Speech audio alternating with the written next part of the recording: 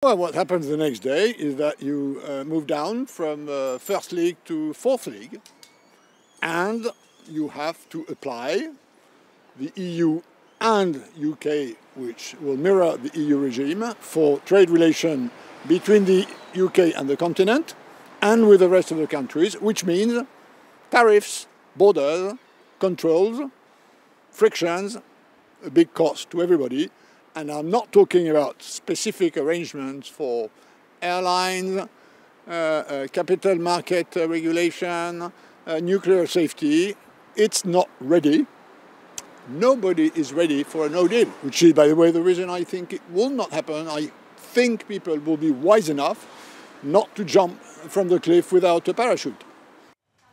Well, our Brussels correspondent Shona Murray carried out that interview, and I'm joined by her now.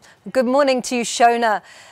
So we heard stark warnings there from Pascal Lamy, but how did he justify those claims?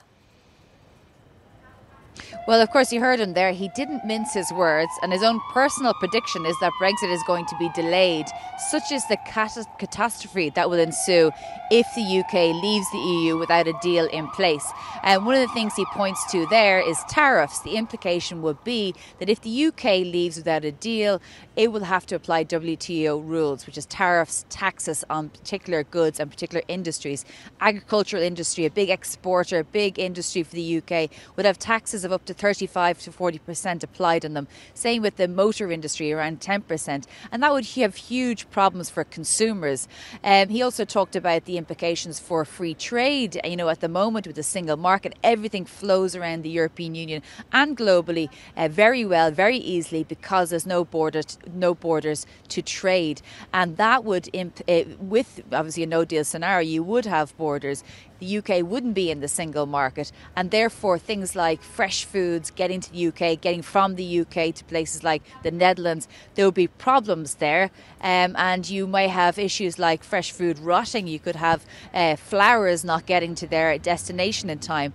And then thirdly, he sort of argued against one of the basic tenets of Brexit, which is the UK on its own in a globalised world and the economies of scale regarding that. Specifically, the UK on its own as a country of 16 million people trying to negotiate a trade agreement with giants like the United States or Japan doesn't have the same sort of might that it would do if it was within the European Union, a union of 500 million people. And of course, we only have to look at the EU-Japan trade agreement for that, the biggest free trade area in the world of 650 million people, and the major reduction of tariffs there. So he sort of questioned why this is a good idea in the first place. Take a listen.